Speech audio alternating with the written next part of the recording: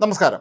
2023 October 7 Hamas തീവ്രവാദികൾ Israel ആക്രമിച്ചതിന് തൊട്ട് പിന്നാലെ തന്നെ അവർക്ക് പിന്തുണ പ്രഖ്യാപിച്ച ആദ്യമെത്തിയ ഒരു തീവ്രവാദ സംഘടനയാണ് ഹൂത്തികൾ. യമൻ ആസ്ഥാനമായി പ്രവർത്തിക്കുന്ന ഹൂത്തി വിമതർ. ഇവർ നിരന്തരമായി അതുവഴി കടന്നു പോകുന്ന ഇസ്രായേൽ ബന്ധമുള്ള കപ്പലുകൾ ആക്രമിക്കുകയും മറ്റും ചെയ്യുകയായിരുന്നു. പിന്നീട് ശക്തമായ അമേരിക്കൻ ഇടപെടലുണ്ടായി. ഒടുവിൽ ഹിസ്ബുള്ളയെ ഒരുവിധം ഇപ്പോൾ തീർത്തിട്ടുണ്ട്. ഹമാസ് ഏതാണ്ട് ഇപ്പോൾ കീഴടങ്ങലിൻ്റെ വക്കിലാണ്. പക്ഷേ ഹൂത്തികൾ ഈ രണ്ട് സംഘടനകളെ അപേക്ഷിച്ച് താരതമ്യേന ചെറുതാണെങ്കിലും അവരെ ഇനിയും പൂർണ്ണമായും കീഴടക്കാൻ പറ്റാത്തൊരവസ്ഥയിൽ തുടരുകയായിരുന്നു. ഇതിൻ്റെ പിന്നിൽ ഇറാൻ തന്നെയാണ് എന്നുള്ളതിൻ്റെ വ്യക്തമായ തെളിവുകൾ ലഭിക്കുകയും ചെയ്തിട്ടുണ്ട്. അതുകൊണ്ട് തന്നെ ഇസ്രായേൽ ഹൂത്തികളെ കൈകാര്യം ചെയ്യാൻ തന്നെ തീരുമാനിച്ചിട്ടുണ്ടായിരുന്നു. അതിൻ്റെ ഭാഗമായി നിരന്തരമായി യമനിലേക്ക് കടന്നു ചെന്ന് ഇസ്രായേലിൻ്റെ പോർവിമാനങ്ങൾ ആക്രമണം നടത്തിയിരുന്നു. ഇസ്രായേലിൽ നിന്ന് 1800 കിലോമീറ്റർ ദൂരെയാണ് യമൻ സ്ഥിതി ചെയ്യുന്നത്. എങ്കിലും ഇസ്രായേലിൻ്റെ യുദ്ധവിമാനങ്ങൾ കഴിഞ്ഞ 16 പ്രാവശ്യമാണ് അവിടേക്ക് പാഞ്ഞെത്തി ആക്രമണം നടത്തിയത്. കഴിഞ്ഞ ഞായറാഴ്ചയും അത്തരത്തിലുള്ള വലിയൊരു ആക്രമണം നടന്നിരുന്നു. അവിടുത്തെ പ്രസിഡന്റിൻ്റെ പഴയ ഔദ്യോഗിക വസതി ഉൾപ്പെടെയുള്ള സ്ഥിതി ചെയ്യുന്ന മേഖലയിലാണ് ആക്രമണം നടത്തിയത്. അവരുടെ പവർ യൂണിറ്റും അതുപോലെ അവിടുത്തെ പ്രധാനപ്പെട്ട പല സ്ഥാപനങ്ങളും ആക്രമണത്തിൽ തകരുകയും ചെയ്തിരുന്നു. എന്നാൽ ഇന്ന് പുറത്തു വരുന്നൊരു വാർത്ത, ഇസ്രായേൽ വളരെ സമർത്ഥമായൊരു നീക്കത്തിലൂടെ, അതായത് മൊസാദ് എന്ന അവരുടെ രഹസ്യാന്വേഷണ സംഘടന കൂടി സഹായത്തോടെ നടത്തിയ ഒരു വമ്പൻ നീക്കത്തിലൂടെ ഹൂത്തികളുടെ പ്രധാനമന്ത്രിയെ വധിച്ചിരിക്കുന്നു എന്നുള്ളതാണ്. അഹമ്മദ് അൽ റഹാവി എന്നാണ് ഹൂത്തികളുടെ ഈ പ്രധാനമന്ത്രിയുടെ പേര്.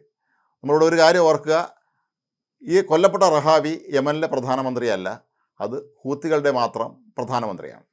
2014 മുതൽ ആരംഭിച്ചിട്ടുള്ള ആഭ്യന്തര യുദ്ധത്തിൽ സാന ഉൾപ്പെടെയുള്ള പ്രധാനപ്പെട്ട സ്ഥലങ്ങളെയൊക്കെ തന്നെ ഭരണ ചുമതല ഫലത്തിൽ ഹൂത്തി വിമതർക്കാണ്.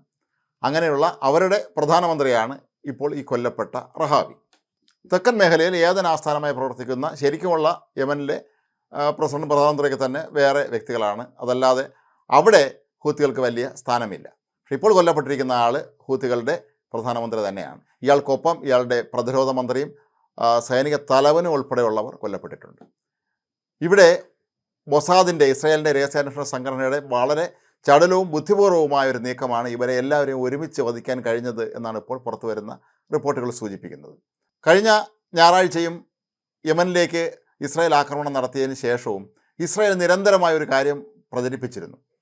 അത് ഞങ്ങൾക്ക് ഒരിക്കലും ഈ ഹൂത്തികളുടെ നേതാക്കന്മാരെ പിടികൂടാൻ കഴിയുന്നില്ല, അവരെവിടെയാണ് ഒളിച്ചിരിക്കുന്നത് എന്നുള്ള കാര്യം ഞങ്ങൾക്ക് ഇനിയും കണ്ടെത്താൻ കഴിയുന്നില്ല എന്ന് നിരന്തരമായി അന്താരാഷ്ട്ര തലത്തിൽ തന്നെ ഇസ്രായേലും അവരുടെ ചാരസംഘടനയും മൊസാദും എല്ലാം തന്നെ പ്രചരണം നടത്തുകയായിരുന്നു. ഏതായാലും ഹൂത്തികളുടെ പ്രധാനപ്പെട്ട ഈ പ്രധാനമന്ത്രി ഉൾപ്പെടെയുള്ള നേതാക്കളെല്ലാവരും ഈ ഒരു പ്രചരണം വിശ്വസിക്കുകയും അവർ ധൈര്യമായി പുറത്തിറങ്ങി നടക്കുകയും ചെയ്തിരുന്നു. പക്ഷേ ശരിക്കും ഇതൊരു ട്രാപ്പായിരുന്നു എന്നുള്ളതാണ് സത്യം. മൊസാദിന് വളരെ കൃത്യമായി അറിയാമായിരുന്നു ഇവരെവിടെയാണുള്ളത് എന്നും എങ്ങോട്ടൊക്കെയാണ് ചലിക്കുന്നതെന്നും എല്ലാ കാര്യങ്ങളും കൃത്യമായി അറിയാമായിരുന്നു മൊസാദിന്. അവർ അക്കാര്യം ഇസ്രായേലിൻ്റെ പ്രധാനപ്പെട്ട വ്യക്തികളെല്ലാം, പ്രധാനമന്ത്രി ഉൾപ്പെടെയുള്ളവരെ എല്ലാവരെയും ഇക്കാര്യം അറിയിക്കുന്നുമുണ്ടായിരുന്നു. അങ്ങനെയാണ് കഴിഞ്ഞ ദിവസം ഇവരെല്ലാവരും കൂടെ ചേർന്ന് ഒരു സ്ഥലത്ത് ഒരു അപ്പാർട്ട്മെൻറ്റിൽ ഒത്തുകൂടിയതായി വിവരം ലഭിച്ചത്. അബ്ദുൽ മാലിക് അൽ ഹൂത്തി എന്ന ഹൂത്തികളുടെ ഏറ്റവും പ്രധാനപ്പെട്ട നേതാവിൻ്റെ ഒരു പ്രസംഗം കഴിഞ്ഞ ദിവസം പ്രാദേശിക ടെലിവിഷൻ ചാനലുകൾ സംപ്രേഷണം ചെയ്തിരുന്നു. തങ്ങളുടെ നേതാവ് എന്താണ് പറയുന്നതെന്ന് അറിയാൻ വേണ്ടി ഈ പ്രധാനമന്ത്രിയും പ്രതിരോധ മന്ത്രിയും ഉൾപ്പെടെയുള്ള എല്ലാവരും ഒത്തുചേർന്നിരുന്ന് ടെലിവിഷൻ കാണുകയായിരുന്നു എന്നാണ് പറയപ്പെടുന്നത്. ആ സമയത്ത് തന്നെ കൃത്യമായി ഇസ്രായേൽ ആ അപ്പാർട്ട്മെൻറ്റ് ലക്ഷ്യമിട്ട് ആക്രമണം നടത്തുകയായിരുന്നു എന്നാണ് ഇപ്പോൾ അറിയാൻ കഴിയുന്നത്. ശരിക്കും പറഞ്ഞാൽ ഹിസ്ബുള്ള നേതാക്കന്മാരെ പേജറുകൾ പൊട്ടിച്ച് വിഡ്ഢികളാക്കി കൊലപ്പെടുത്തിയ അതേ രീതി തന്നെയാണ് മറ്റൊരു രൂപത്തിൽ ഇവിടെയും മൊസാദ് നടപ്പിലാക്കിയത്. തങ്ങൾക്ക് ഈ നേതാക്കന്മാരെ ഇനിയും കണ്ടെത്താൻ കഴിഞ്ഞില്ല എന്ന് പരസ്യമായി പ്രഖ്യാപിക്കുമ്പോഴും കൃത്യമായി അവരെവിടെ ഉണ്ടെന്ന് കണ്ടുവെച്ച് അവരുടെ പിന്നാലെ കൂടിയ സംഘടന തന്നെയായിരുന്നു മൊസാദ്. അങ്ങനെ മൊസാദിൻ്റെ ചടുലവും ബുദ്ധിപൂർവമായ നീക്കങ്ങളിലൂടെ തന്നെയാണ് ഇത്രയും പേരെ ഒരുമിച്ച് വധിക്കാൻ കഴിഞ്ഞത് എന്നുള്ള വളരെ പ്രധാനപ്പെട്ട കാര്യമാണ്. നേരത്തെ സൂചിപ്പിച്ച ഹൂത്തികളുടെ പരമോന്നത നേതാവ് അബ്ദുൽ മാലിക് അൽ ഹൂത്തി എവിടെയാണ് ഇപ്പോൾ ഉള്ളതെന്ന് ആർക്കും അറിയില്ല. അയാൾ ഏതോ രഹസ്യ കേന്ദ്രത്തിൽ ഇസ്രായേലിനെ പേടിച്ചിരിക്കുകയാണ്. അവിടെ നിന്നുകൊണ്ടാണ് ഇയാൾ പലപ്പോഴും പ്രസംഗങ്ങൾ പുറത്തുവിടുന്നത്.